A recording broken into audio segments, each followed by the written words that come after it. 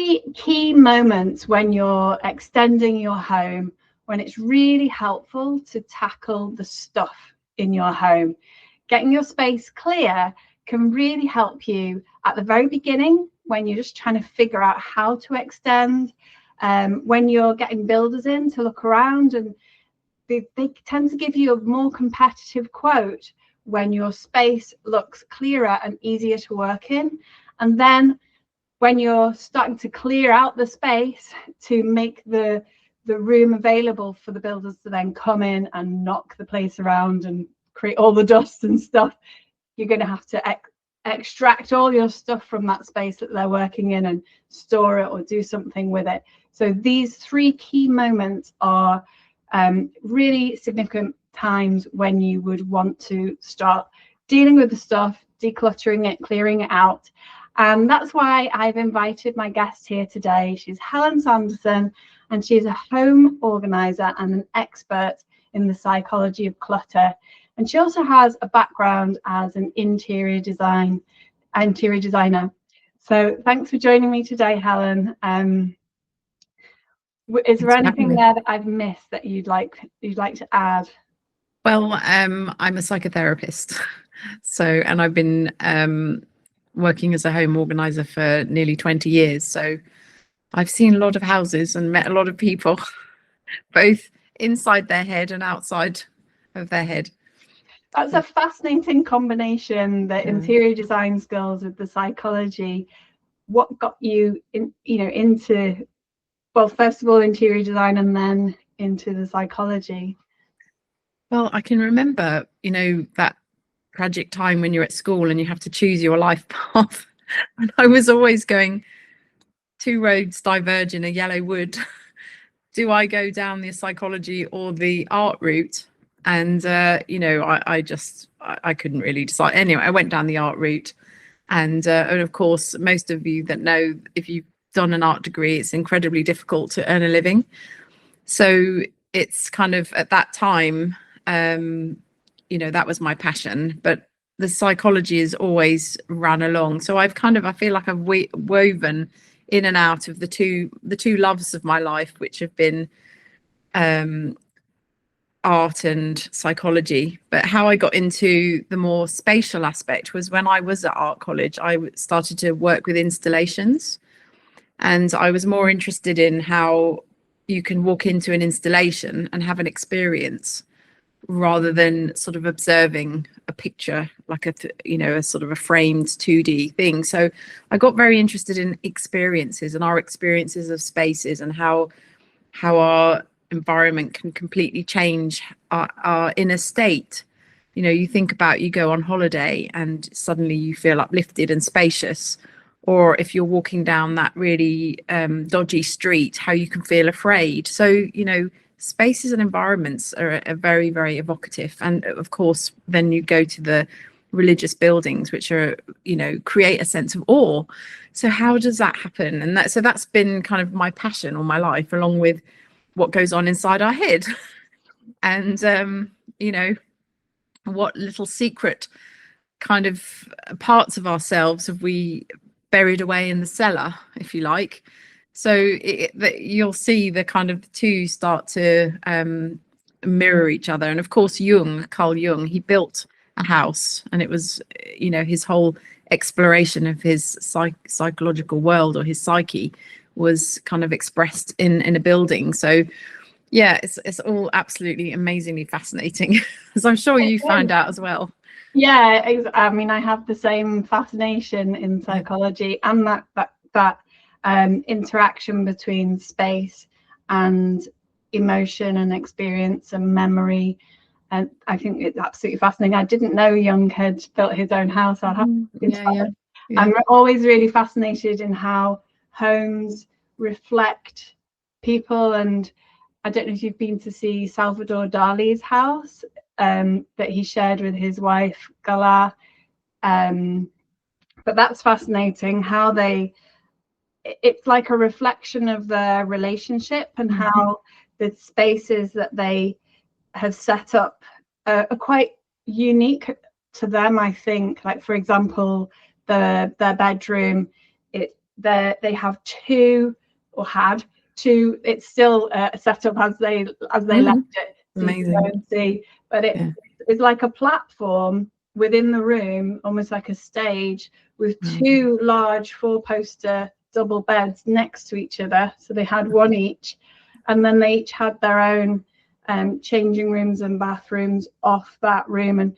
so, and then later on, he bought her a castle with the explicit invitation that, or you know, the gift was, this is your home and I'm only allowed here by your express invitation. Oh, how amazing. So, yeah, so really fascinating how they managed their relationship and their space in that way. It's so important, and it's not uncommon that I would have had a couple come to me and one of them is like, oh my God, please change my partner. And I'm like, if I had a magic wand, you know, but it's like, how do you negotiate space when you both have completely different needs and different sensitivities? And I'm sure you've had that with your clients, where some people are really visually attuned to their environment and some people are just totally tuned out. And it can be the end of a marriage, really. But so fantastic example. I love that example of Dali, and what a beautiful way to respect somebody's need for space. Yeah. I mean, obviously they were lucky enough to do that, but yeah, not everyone can buy that. Yeah, please buy me a castle. Wouldn't it be fabulous? So I mean, how would people, so I'm like you, I work a lot with couples, and that the whole of getting on the same page as each other, or being able to identify, you know, what's right for each other, and respect and value that you're each different and you both very likely have some different needs individually, even though you know would tend to want things jointly as well. So there's these, I always see couples as kind of like three entities, like each of them as an individual and then as a together a whole, and then how then the space reflects that is really fascinating, but also quite challenging to negotiate. What do you recommend for couples who are in that situation where perhaps, you know, she hates his chair or he hates all her knickknacks or whatever it is, you know, there's we can often have these things that we have a strong emotional attachment to, but our partner absolutely hates and hasn't got that same attachment. It's so difficult, isn't it? Because kind of what you're talking about is one member of the couple being slightly more dominant and dominating the space. And, you know, there can be so many psychological reasons for that. Sometimes, I mean, I'll try not to swear on your YouTube channel, but sometimes it can be a way of expressing anger towards somebody, or somebody who psychologically takes up a lot of your headspace. You then, not necessarily revenge, but you kind of try to balance it out by taking up some more of the house space.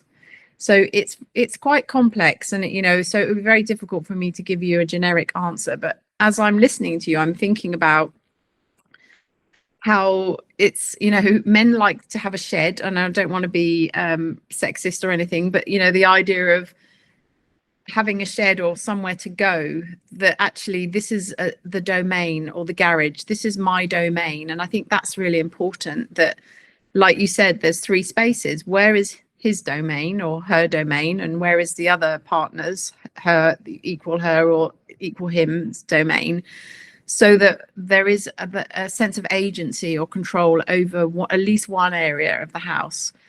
And then when it comes to the shared areas, that's where I think what you negotiate, I mean, look at all the negotiations that you have in a relationship. You negotiate about your finances, you negotiate about your physical body, you negotiate about how you eat together, you negotiate how you spend time together.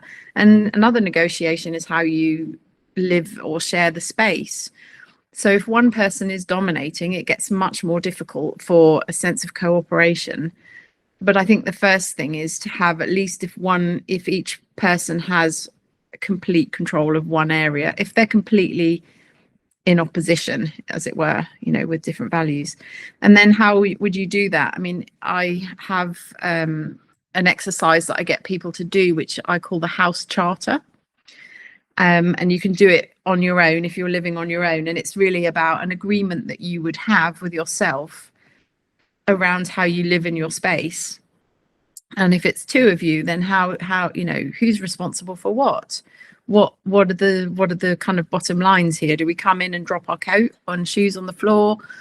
What's acceptable? It's about negotiating that in an adult way, really, rather than kind of, which is what most of us do, go into a kind of an unconscious pattern, and then resentments accumulate, and then so does clutter.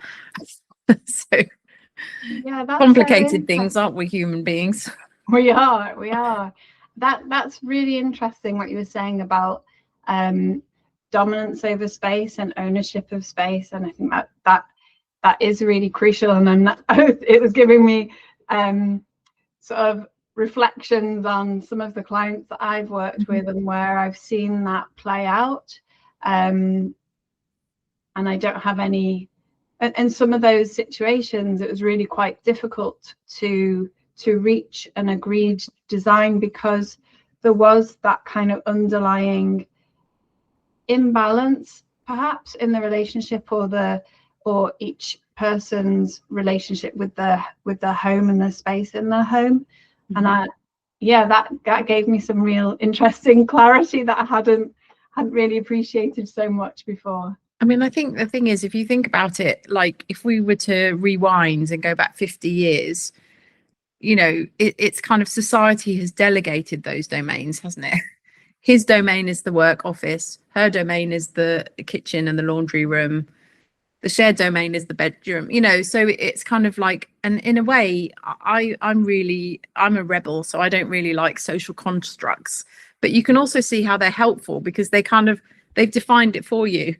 Whereas now, I think that because we've thrown out a lot of those gender stereotypes, and rightly so, but then we need to become conscious and have adult conversations about, well, so what do we do then? Which is what my house charter is about, is to get people to think about something that making decisions that have been made for us in the past, and making them, what is going to work for us as a couple in our space? Who's going to be responsible for what? Are we going to take it in turns?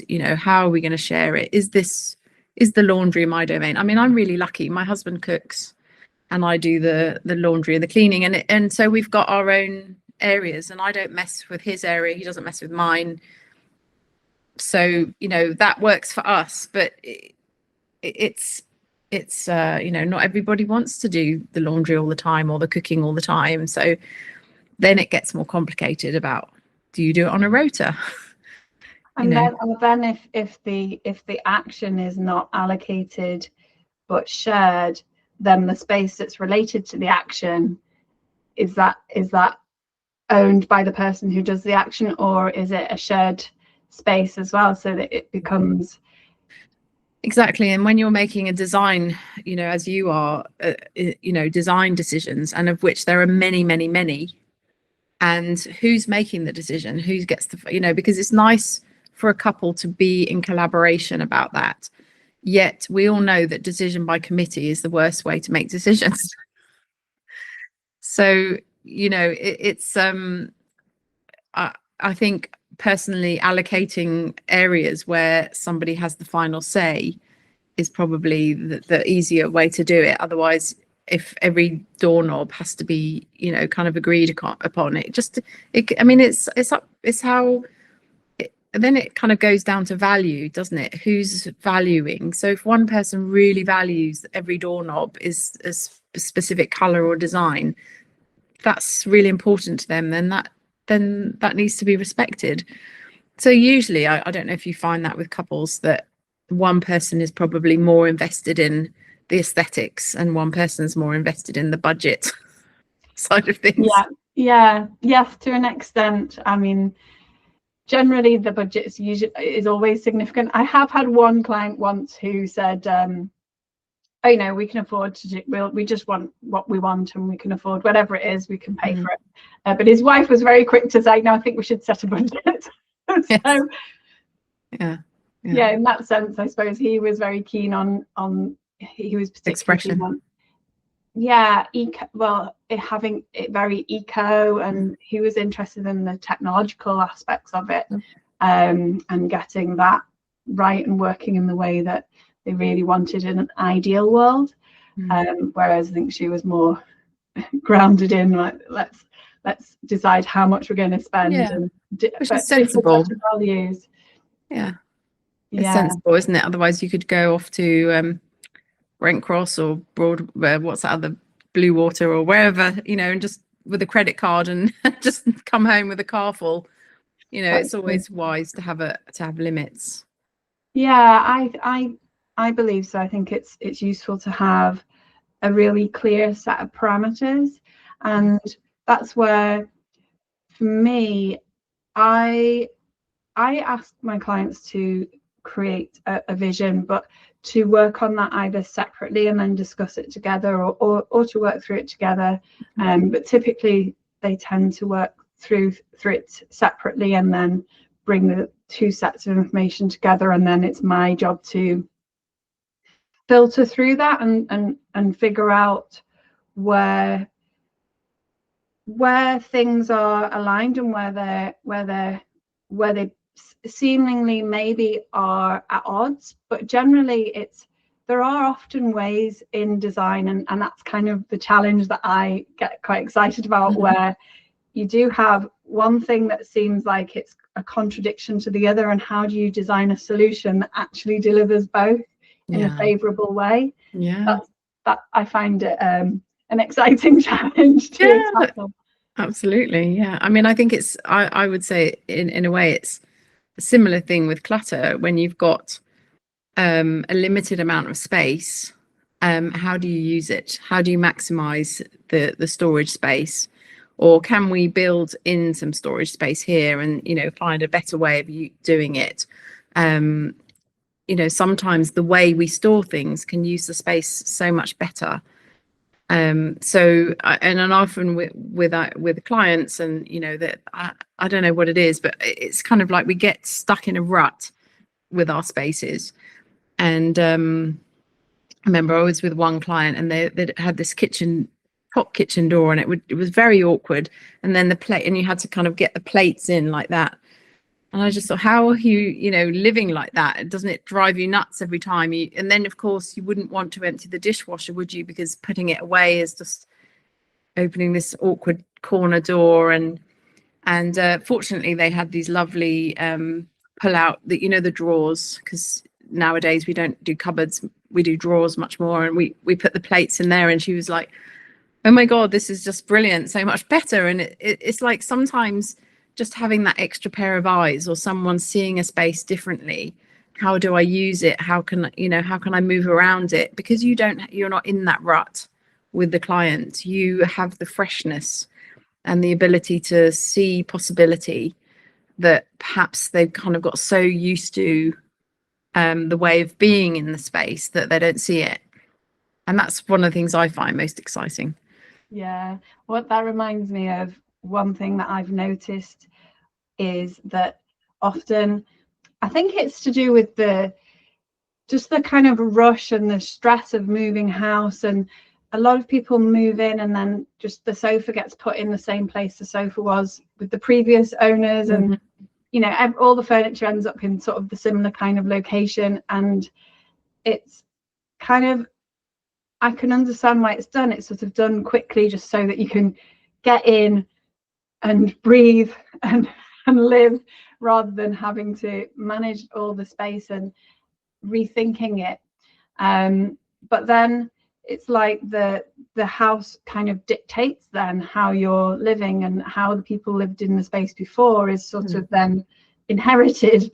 And I find that fascinating, that when coming in and seeing the space from an outsider's perspective, and it's very easy to say, well, we could move the sofa over there, and reconfigure this space in very simple ways can make a huge difference to the way it works in relation to how they want to live, rather than them kind of adapting the way that they live because of the way that the space is set up. And I imagine that all sorts of stuff can have that impact. And do you notice that with your clients as well? Yeah, absolutely. And that is one of my favorite things to do, is revision a room. Because once the clutter's gone, I was trying to explain this to some of my people that were doing my online program, and I said, if you imagine that you create a vision board, I know you're really good on Pinterest, so you create this vision board and you've got this vision for your home, but actually we know that the value of creating a vision board is that it's giving your subconscious clues about what you want to make. But the downside is that if you're living in clutter and mess, you're also doing the same thing. You're showing your mind what you want, essentially. So you're seeing clutter and then you're essentially creating it. Does that kind of make sense? Yeah. So what I find that when I've decluttered a space is that if I don't change it significantly, that subconscious, it's like we've taken a picture of the house every day, take that picture, it goes back. So by actually really changing the furniture around, changing a few really significant things, it helps the vision part get reactivated. And yeah, so you then, it's a bit like you go and get your hair cut and you have a new makeover and a new dress or something, and you chop, both of us got long hair, but say we chop all our hair off, and then suddenly we feel like a different person and you kind of walk differently and you talk, and that's what it's like when you really change your home. You do feel different, and I think that impact is really important for change, whereas I'm not much of an advocate for slow change, because I think it's much harder to go through that chaos, I suppose. I mean, you know what build projects like, the quicker they're over and done with, better. Yeah, although it's out of your hands often. Yeah, it's out of your hands, yeah. Unless you can contractually set an end date, then there are ways to manage it. But yeah, that tends to be the builder's domain in terms of setting out how long it's going to take on site. But yeah, something you said there was really, really interesting, that what you're seeing every day is kind of I mean, would you say it's that kind of programming you to? Yeah, it's reasserting. It's reasserting.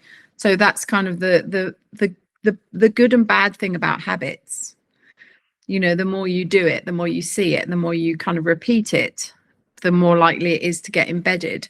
But if you're regularly repeating a negative thing, and that might be just constantly showing your subconscious mind a cluttered home, it's just much harder to shift it.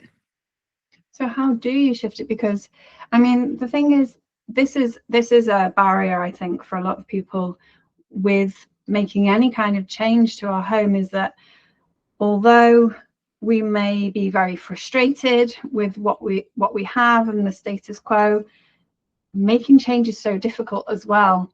So what sort of techniques do you use with your clients to help them to overcome that kind of stuckness, I suppose, that challenge of really being frustrated with how things are and wanting to make change, but at the same time that making change being such a difficult thing to do? Well, I mean, it's a great question, but it's also a really extremely difficult question to answer, in the sense that what makes one alcoholic go to AA and what makes one carry on drinking? And sometimes we just have to get to the point where we've just had enough. And so that, when we started off talking about couples, and when couples come to me and they say, can you sort out my partner, they're a mess, I was like, they need to have reached that point. Maybe it's rock bottom, or maybe it's not. It's just like you wake up in the morning, you just say, I've got to sort this out. It's like anything. It's like, I've got to stop smoking, I've got to lose some weight, I've got to get to the gym, I've got to let go of this clutter. You get to this point where you just really need to make the change. And then it's clearly starting off with a vision, which we've already talked about, and really starting to see where you want to get to. So you start giving your subconscious mind the food of the new, the inspiration, the vision, the where I want to get to, and knowing that the journey of getting there is probably going to be chaotic and difficult and challenging. But if you've really made a commitment to get there, then, you know, no journey is impossible. I talk in my online program about the journey up the mountain. And sometimes you just need to focus on the next step and the next step, because if you focus on the top, it's very overwhelming. But I think one of the things that my clients really struggle with, and when they've told me, oh, I've started off decluttering and I've ended up making more mess, is actually they really don't like the mess. And they find, even though there are piles of clutter around, there's a sense of logic to it, or there might be a sense of order that they have. And then when you start decluttering or you start doing a refurb project, you're creating more mess. So it's a bit like, I don't know if you know about homeopathy, but sometimes you need to have a little bit of the same before you get the heal. So if you've got a throbbing headache, you'd maybe take a belladonna or something which is throbbing. So in order to get out of chaos, you have to have more chaos. It's like you don't make an omelette without cracking a few eggs. Exactly. So that's the bit that I feel that's when support is really most valuable, having somebody to hold you through the chaos, so that you know that you can survive to get to the other side. Because the other side, I mean, the top of the mountain is a fantastic view, but being able to tolerate that period of absolute bedlam and chaos is it's not easy, but if you trust in the vision, you will get there. This reminds me of I climbed a hill with my son this summer in Wales, and it was just as we got to the bottom of it, the heavens opened and we just got soaked in this downpour, and it was this incredibly steep slope that we basically we're on our hands and knees climbing up, and it was muddy, and we weren't really suitably attired, or not as well attired as we should have been. Our shoes didn't have the grip that they really needed to tackle that. But we did get to a point where there was a sort of a ledge and a cover, and we managed to stand in there and shelter and have a sandwich and look at how far we'd come, and that was a really big moment, really, to sort of see, oh well, you know, we're not quite at the top yet, but we've really achieved something quite amazing there. Yeah, amazing. Yeah, that's a good example. You probably get the same sort of sensation when you're, I mean, I know I've undertaken a lot of decluttering in my home, and I've really struggled with it. And that getting to that point of feeling like, oh, actually I've got a few rooms here that actually feel clear, and I'm now personally at that point of where I'm thinking, well, now I can start to make things look more beautiful rather than just not be chaotic. Because as an architect, I know how to create the space, but managing the stuff within the space for me personally is quite a challenge as well. Yeah. Well, I say to people, you know, the less you have to manage. I mean, I'm not necessarily advocating minimalism, but, you know, it's just like, how many pairs of scissors do you have, or do you need to have, or how many hair clips, or whatever it is, you know, rolls of sellotape. Because what I find happens is that the more we have, the more it tends to walk and go for a wander. Whereas if you've just got one or two, you're mindful of where they are, and you put them away, and you keep more of a track on things. So yeah, definitely the less stuff you have, the less stuff you have to manage. And even storing all this stuff, you know, that's kind of, it's costing mental energy, physical space. Yeah, I did have a client once, and we went through, I do a 5 whys process with my clients that kind of It's like an engineering, or I think it comes from factory design, where you're looking at, well, this is happening, so what's the cause of that, and then what's the cause of that, and what's the cause of that, to try to get to the root of the issue of why this thing that you don't want to happen is actually happening.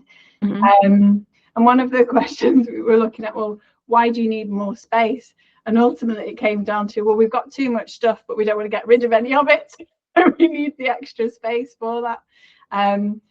Where, obviously one solution is then, okay, well, we'll extend and make more space, but another solution would be, well, let's clear out some of this stuff that we don't need. And I personally would recommend taking the clear out stuff we don't need approach, but I know that can, both options are not easy, really. Well, I think that's true, but also one of the things that happens, say, let's take this couple, for example, and I don't know them and I don't want to fortune tell. However, once you get more space, it's highly likely that you then fill it and then you need more space. So unless you kind of look to the root of why have we got all this stuff, maybe it was inherited, maybe we go shopping for leisure and we just buy things because we like spending money, and there's nothing wrong with that per se.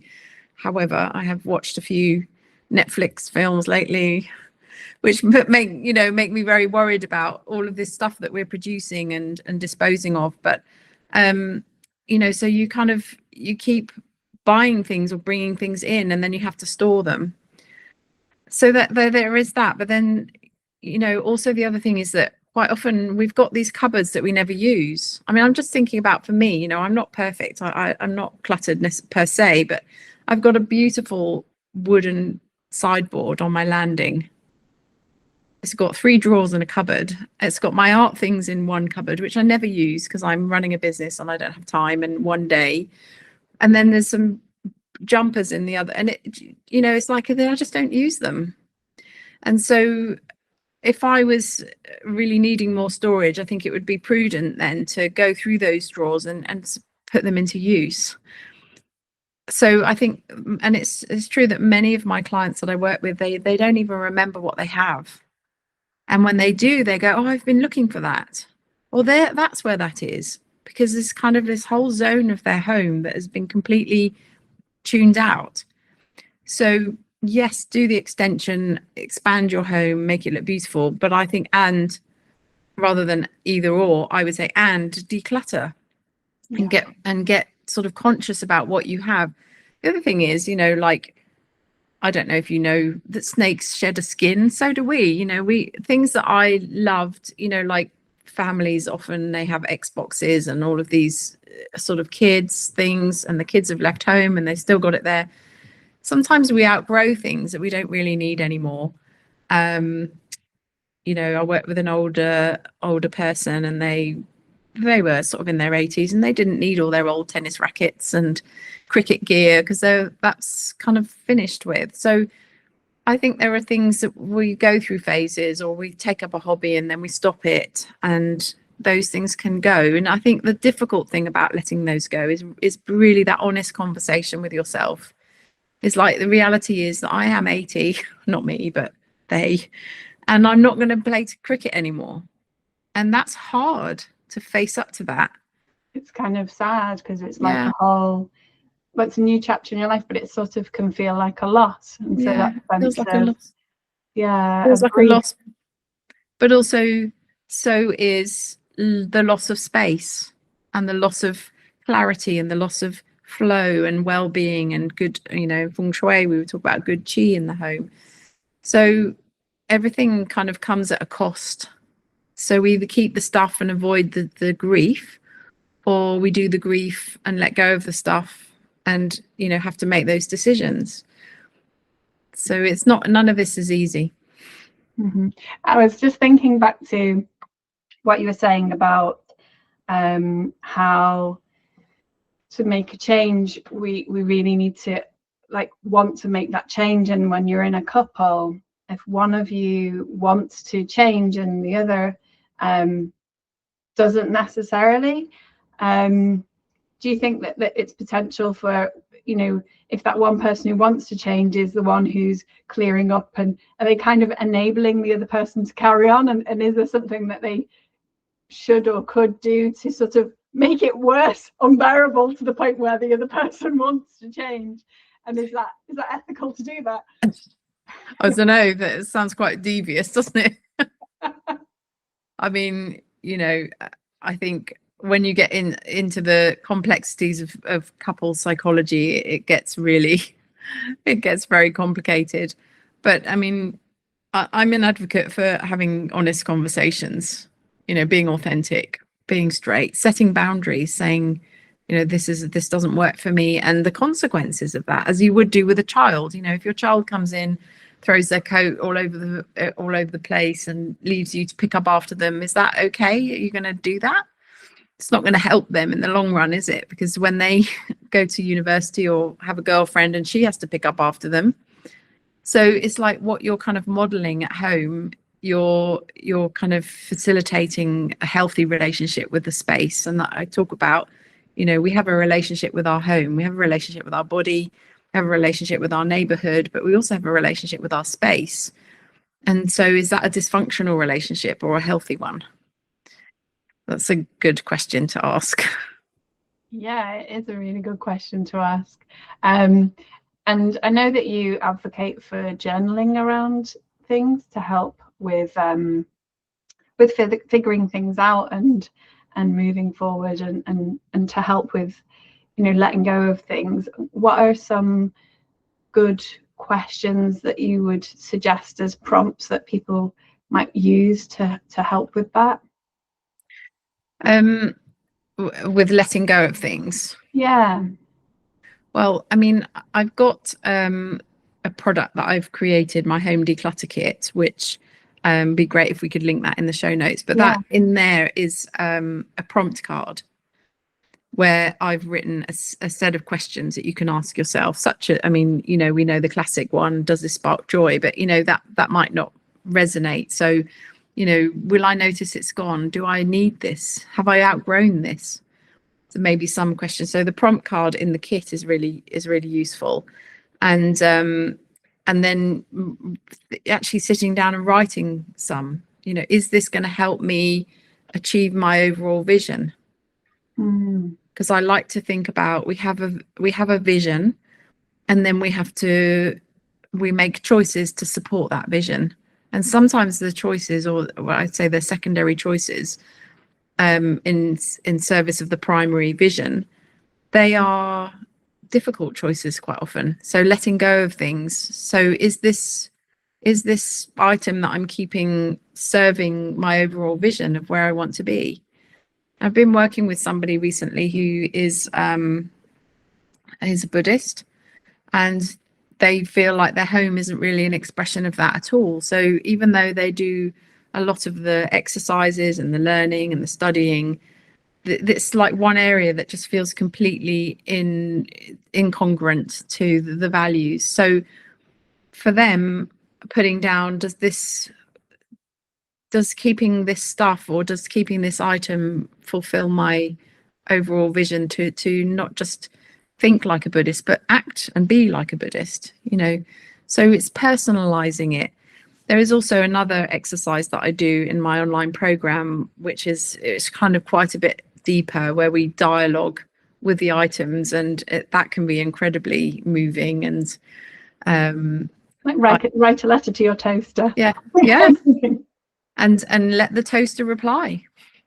And I've had people in tears when they've done that, because actually something about doing an exercise like that, where you're slightly shifting, and going into a little bit of role play, you can start to access something that you've not been able to see before. And a lot of these items, they say, I don't want to live in the cupboard. You know, I'm this funky pair of boots, and I want to go out and be worn. You know, I was made to be worn, not to be hidden away. So that's a really common kind of reflection from an object, and it's very moving. I have asked people to do a very similar reflection of considering, so you have your ideal dream home now, but what are the negative consequences of having that? Mm-hmm. And that's been really revealing. And like, I had people saying things like, well, now I never go out and I never see anybody anymore, or I've got no money left, I've spent it all on achieving this home. Or I imagine one of them might be, I feel guilty that I've got this nice home. I don't remember seeing that one, but yeah, that could easily come up. Yeah. One of them was kind of very beautifully poetic, was, well, I've now turned into a sand sculpture because I'm sitting on my private beach and and the waves are coming in, and I've become this one with the sea. So some really beautiful but kind of perhaps a bit melancholy ideas as well. So it is fascinating how considering things from a different perspective can really open up different thoughts. What do you think comes first? I know you said create a vision for how you want your space to be and then start decluttering it, but would you say that through decluttering comes that clarity of what your vision is as well? It's a great question, because I mean, I have the privilege of working in people's homes with their stuff, and I often include some interior design the process. And so I used to do the, here's the concept, and do you like it? And whereas now it's sort of like an evolutionary process, because in the clutter is a story. There's a story of someone's life, and if you can bring that story alive or bring that into the design, then it's that much more personal. So it's how do I answer that question? I would say my ideal thing is being in the coalface with the client and kind of evolving the design. Sometimes you can't really see the space because there's so much in it, and as the space clears, sometimes I won't even know what I'm going to do. I'll be in there and I'll be like, something got to shift. There was one project I did recently, and they'd had the classic, what is it, 3 meter square permitted development extension out the back of a London flat, and they had tiny little kitchen area and then a table and a workbench, and I was like, this just feels wrong. It's a beautiful space and it's just not working. And I was only there for 3 days, and normally it kind of comes to me, and I'd figured out everything else, and I was driving home and I suddenly went, that's what we need to do with that space. And I was able to sort of see what needed to shift. And so, we did it on a Zoom call, and we moved it around. And they were like, yes, this now it flows and now it works. So it's really uncommon but normally I see it at the time. But it's just, spaces speak to you. And I don't know if you have that kind of, it's not really woo-woo, but it's like you just sense it, don't you? You sense the family, you sense the people, and you sense the space and how it needs to be for them. Yeah. And now I kind of I personally I have some friends who are always a little bit uncomfortable when I come round, because I might suddenly suggest they change some furniture around, because if you can feel where it's just not working, and see like there's just a sort of a deep discomfort, and I can really sense that kind of, no, something needs to change. My parents in particular, they're like, no, you can't touch anything, can't move anything, because I'm really so tempted to just go in and go, let's just move. I can see them struggling to get from one space, one part of the room to another. I'm like, let's just turn that chair around, or it can be really simple things, but it can just unlock the space so easily. So yeah, and I find it uncomfortable if I go to somebody's house and I'm not allowed to change anything, but I can really sense that something needs to change. It's quite tricky. It's a bit like when you tell someone you're a psychotherapist and then they suddenly get really self-conscious and they go, oh God, I bet they know that I'm a secret lemonade drinker or something, you know. But I must confess, I do spend a lot of time in Airbnbs because I travel a lot for my work, and I will change it around. And I will always put it back. But you know, if something's not flowing or it doesn't feel right, when you do this for a living, it's almost like you just can't rest. Yeah. No, I mean, I used to go out with friends and they always wanted to go and meet in this one particular bar, and I hated it there. I absolutely just couldn't relax in this space. And so I used to just say, look, just tell me when you've moved to your next place and tell me where it is and I'll meet you then. After you've had some drinks there, because I just couldn't bear to spend time in that one place. So yeah, you can become very sensitive to this. Do you think that it's an advantage for people who are not designers to become more sensitive to their space, to be able to identify where things are, or do you think it's a curse that we shouldn't inflict on others? I think that in my experience, we have different skill sets, we have different gifts, and I'm not great with numbers, and that's what accountants are for, and financial advisors, you know, and so get the person in that's got the skill set that you need to get you where you want to be.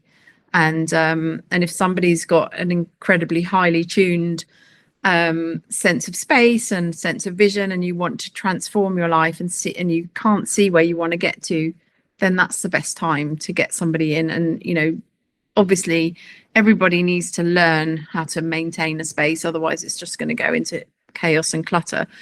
So there are things that we can and learn and do need to learn. And I mean, I want to give a shout out for the ADHD community, because it's incredibly difficult for them. And there are little sort of tips and tricks that you can do. But generally, if you're stuck with something, get the experts in, really think.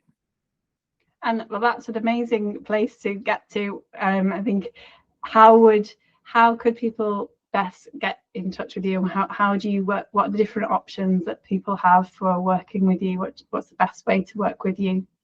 Well, it's I have lots of different options. One is my kit that I've mentioned already, my home declutter kit, which is a practical tool for a practical problem. So if you want to do it yourself or with a family, relative, friend, someone, that's a brilliant place to start. Then there's my online program, which is delving much more into the psychology of clutter, why we get in our own way, what does it mean, why am I stuck, how do I sabotage myself, those sorts of questions. So, and I absolutely love running that program. That's called the Clutter Shift. I've also got another online program which runs along with the declutter kit. And then there's one-to-one work, which is working with me, where I'm really guiding and holding the process. So I get really involved and very supportive, as I'm sure you do as an architect, when you're working with people, really helping them get their vision to where they want it to be. I always think it's a bit like somebody wants to go through a dark forest and they tell you the destination, and I say, look, I've got the torch, I'll guide you, but you need to tell me where you want me to take you. So it's terrifying in that dark wood, but if you've got a guide, somebody helping you through. So, and then of course there's my book, The Secret Life of Clutter, which is a really good place to start.